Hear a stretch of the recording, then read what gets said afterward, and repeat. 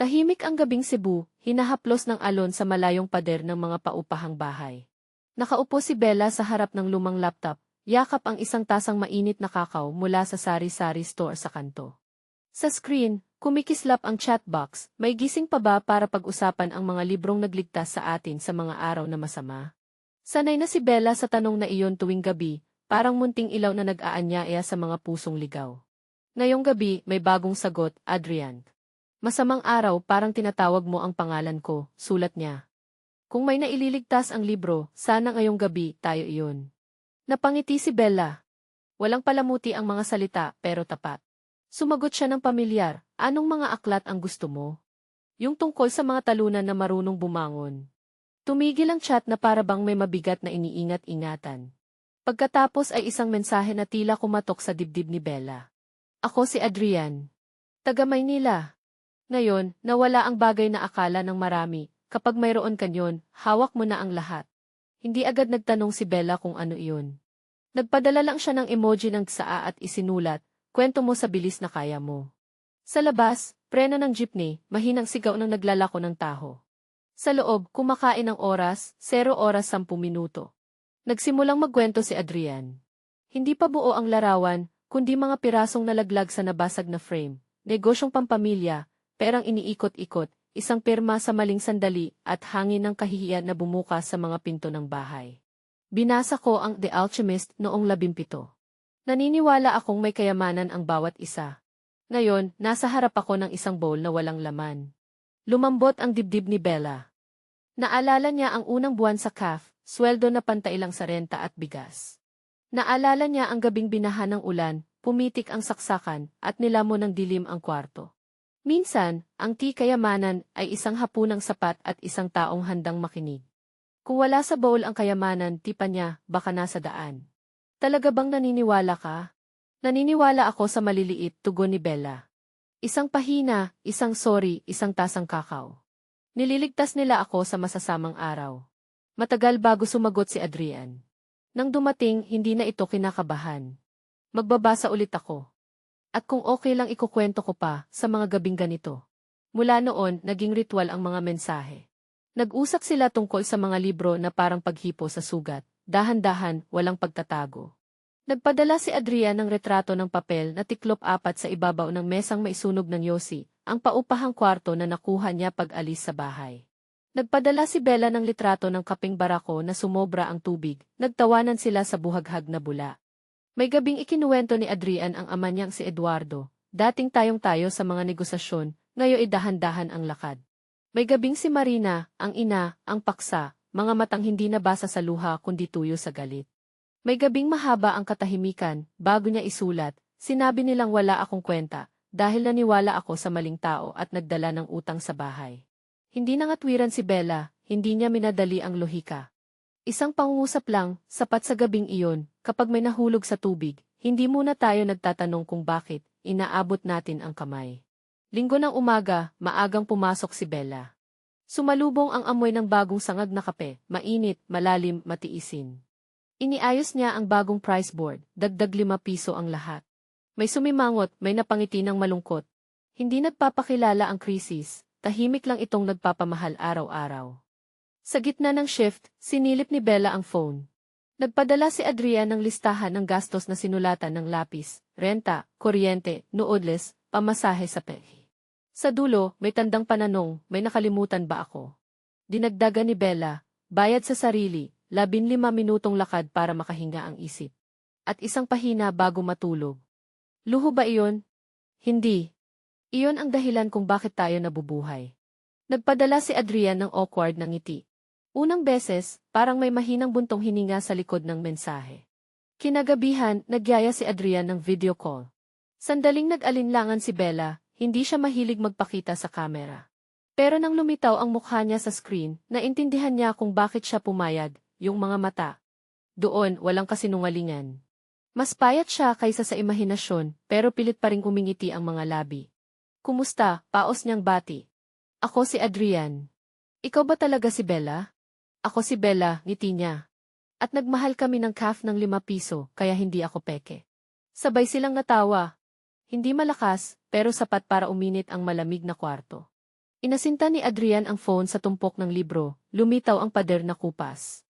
Biniro ni Bella, ilang kabanata na ang nabasa ng pader na iyan? Siguro mas marami pa kaysa sa akin, sagot ni Adrian. Pero wala itong naintindihan. Basahin natin ng sabay, sabi ni Bella. Hanggang maintindihan mo. Binuksan nila ang isang lumang ihise. Nagbasa si Bella, nakinig si Adrian. Tuwing matapos ang talata, titigil sila para mag-usap sa linyang nagpabagal sa tibok ng puso. Pagsapit ng alauna, napahikab si Bella, yakap ang tasang malamig. Bumulong si Adrian, salamat sa pag-abot. Sapat na ang kaya ng kahit sino, tugon ni Bella.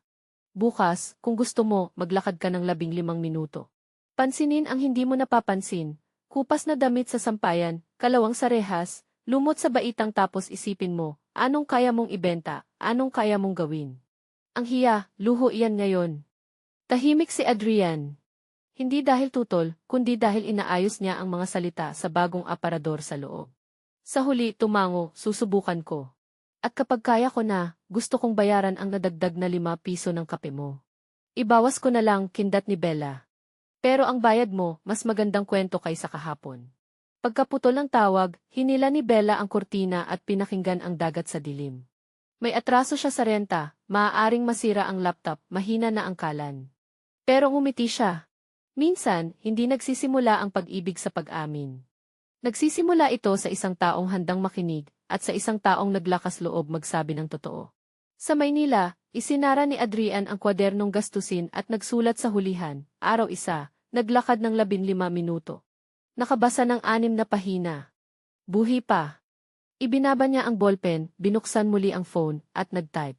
Kung bukas manghihina ako, pakipaala-ala, nasa daan ang kayamanan, hindi sa baul. Sumagot si Bella ng retrato, palad niya sa ibabaw ng pahina, may pulbos ng kakao sa dulo ng daliri.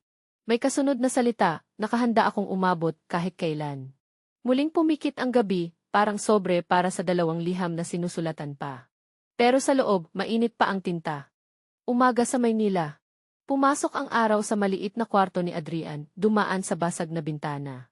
Nakaupo siya sa sahig, katabi ang mumurahing mesa na may maliit na kwaderno at ballpen. Wala na ang malambot na swivel chair o malapad na mesa ng opisina.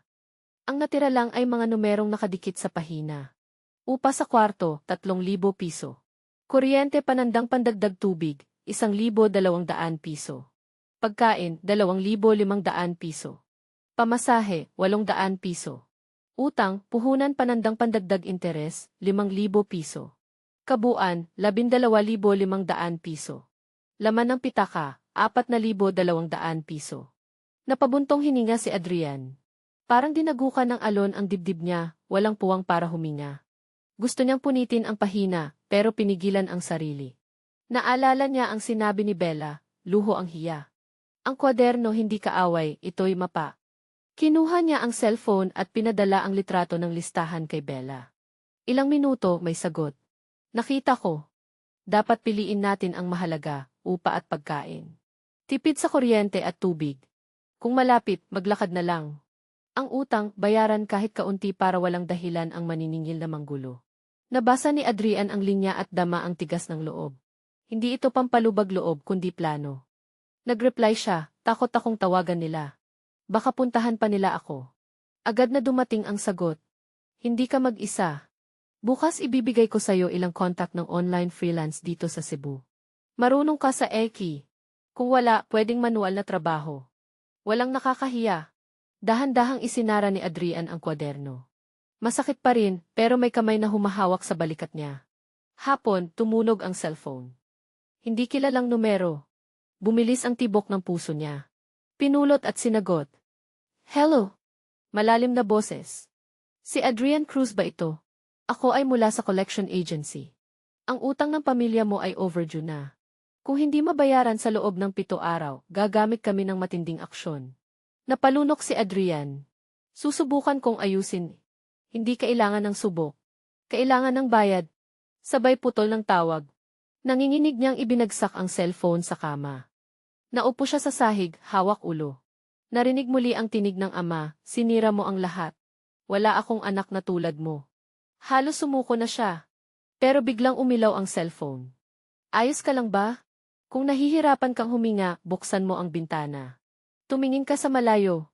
Walang namamatay sa numero, namamatay sa sariling takot. Binuksan niya ang bintana. Langit na kulay kahel, tawanan ng mga batang naglalaro ng soccer. Huminga siya, malalim. Dumating ang isa pang mensahe. Bukas subukan mo pumunta sa terminal ng jeepney. Magtanong kung may trabaho, kahit tagabuhat o tagapamigay ng flyers. Magsimula sa maliit. Ang unang pisong kikitain mo ulit, gusto kong marinig iyon. Napangiti siya kahit nanginginig. Siguro nga, ang kayamanan ay nasa bawat maliit na hakbang. Gabi, nag-video call sila. Itinaas ni Adrian ang kwaderno sa screen. Nasulat ko na. Bukas hahanap ako ng trabaho. Kahit tagapamigay ng flyers. Ngumiti si Bella. Hindi ka lang nagbibigay ng flyers. Nagbibigay ka ng pag-asang kaya mong bumangon. At tila mas maliwanag ang maliit na kwarto. Mainit na umaga sa Maynila. Hindi pa tirik ang araw pero puna ng jeepney, tricycle, at sigawan ng mga nagtitinda ang kalsada. Suot ni Adrian ang kupas na t-shirt, hawak ang makapal na bungkos ng flyers, mula sa isang tindahan ng cellphone na kumuha sa kanya para mamigay. Nakabuntong hininga siya sa kanto. Sa bawat abot niya ng papel, may mga umiiling, may mga nakakunot noo. May ilan namang kukuha ngunit ididikdik agad sa bulsa o itatapon sa tabi. Bawat pagtanggi ay parang karayom na tumutusok sa natitirang pride niya. Dati, bulong niya sa isip, ako ang pumipirma ng kontratang milyon-milyon. Ngayon, hindi ko mapilit ang tao na tumanggap ng libreng papel.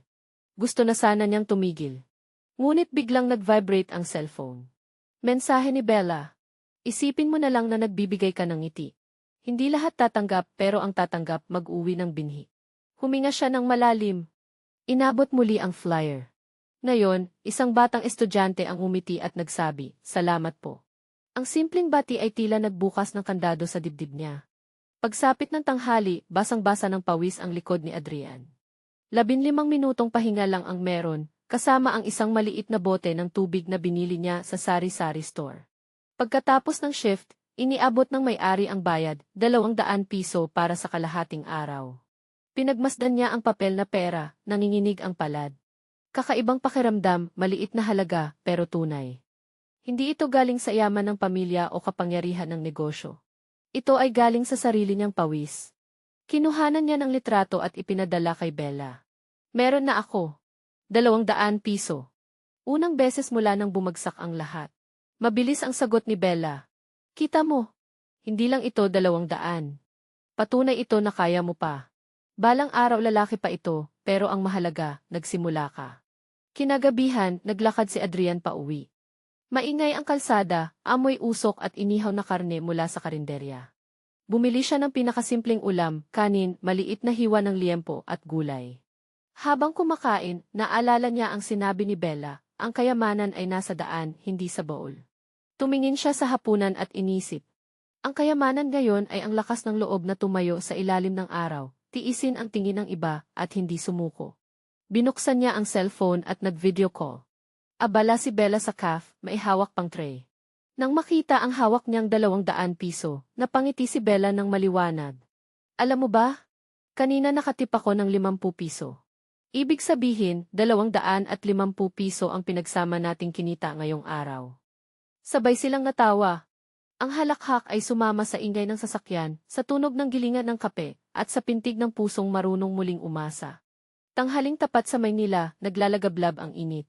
Katatapos lang ni Adrian sa pamimigay ng flyers sa tapat ng mall sa Makati nang makita niya si Ramon, kaklase noon, minsang nakiusap sa kanya para sa rekomendasyon sa kumpanyang pag-aari ng pamilya. Ngayon ay nakaputing polo, kintab ang relo, at maingay na nakatawa kasama ang mga katrabaho. Adrian, kunot noo si Ramon. Nagpa-flyers ka? Tumango si Adrian, pansamantala lang. Napangisi si Ramon at tumingin sa barkada. Uy, ang prinsipe ng cruise, nagpa-flyers. Kumpletong pelikula ang Makati, ah. May mga matang parang patalim na dumaan sa mukha ni Adrian. Naalala mo noon sa boardroom ka. Ngayon, sa kalsada. Iba na talaga. Congrats sa'yo, sagot ni Adrian, nilulon ang pait. Sana hindi mo na maranasan ang natutunan ko. Kalinawan, huwag mangarap, o huwag magtiwala sa apelyido. Halakhak. Sige, may meeting pa kami. Ingat, iitim ka sa araw. At tumalikod siya, iniwan ang amoy ng mamahaling pabango. Naiwang nakatayo si Adrian, pinagpapawisan at nahihiya. Gusto niyang maglaho. Umatras siya sa lilim, nanginginig na binuksan ang cellphone. Mensahe ni Bella, maaga ang uwian ko. Kumain ka na ba? May nakasalubong akong kakilala. Tinawanan ako, tugon niya. Tumawag si Bella. Paglitaw ng mukha niya, walang taranta, walang awa, tanging katahimikan ng dagat. Ikaw na, wika niya. Ikinuwento ni Adrian ang lahat. Pagtapos, ibinuntong hininga ni Bella, pasensya na at dinaanan ka niyan. Pero Adrian, nakita lang nila ang trabaho mo, hindi ang tapang mo. Anong tapang sa pamimigay ng flyers? Mapait na tawa ni Adrian. Tapang ang tumayo kung saan kami namaliit at hindi tumakbo, sagot ni Bella. Noon, boardroom ka dahil may pamilyang sasalo. Ngayon, kalsada ka na ikaw lang. At hindi ka sumuko. Iyon ang tapang. Tahimik. Narinig ni Adrian ang ugong ng hangin sa kawad. Maliit pa rin ang tingin ko sa sarili. Hindi nakakahiya ang maliit, ngiti ni Bella. Kailangan lang sapat para yakapin ang sarili.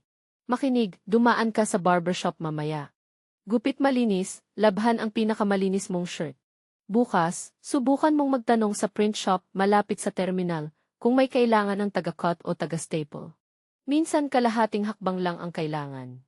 Lagi kang may plano, sabi ni Adrian, mas steady ang boses. Hindi malaki. Hagdan lang, tugon ni Bella. At huwag kalimutan, 0 minutong journal ang paggalang sa sarili ngayong gabi. 3 bagay na tama ang nagawa mo. Ako rin gagawa. Babasahin natin sa isa't isa. Salamat, wika ni Adrian. Magpapagupit ako. At magsusulat. Huwag kalimutan ang una, paalala ni Bella. Alin? Hindi ka tumakbo. Hapon, umupo si Adrian sa plastic na upuan ng barbershop. Lagaslas ng clipper, lagas ng buhok. Sa salamin, payat pero mas maliwanag ang mata. Gabi, nilabhan niya ang damit at isinabit. Binuksan ang kwaderno. Natapos ang shift sa ilalim ng araw. Hindi ako sumagot at hindi tumakbo ng unahing kutyain. Nagbasa ng 20 minuto at tumawag kay Bella. Nagpadala siya ng litrato, nagbalik si Bella ng kanya. Nagtimpla ng kapeng barako para sa pihikang customer. Nakinig 5 minuto sa kwento ng janitress tungkol sa anak niyang pumasa. Nagpaalala kay Adrian uminom ng tubig. At ipinagmamalaki kita, dagdag niya. Tayo ang mga ordinaryo. At ang ordinaryo ang marunong magpatuloy. Umamo ang gabi. May himig ng karaoke sa bintana. Isinara ni Adrian ang kwaderno. Isang araw ng panlalait ang natapos, ngunit sa dulo ng pahina, may pirma ng paggalang sa sarili. Kinabukasan, katatapos lang ng ulan sa gabi. Presko ang hangin. Suot ni Adrian ang bagong labang damit at malinis na gupit.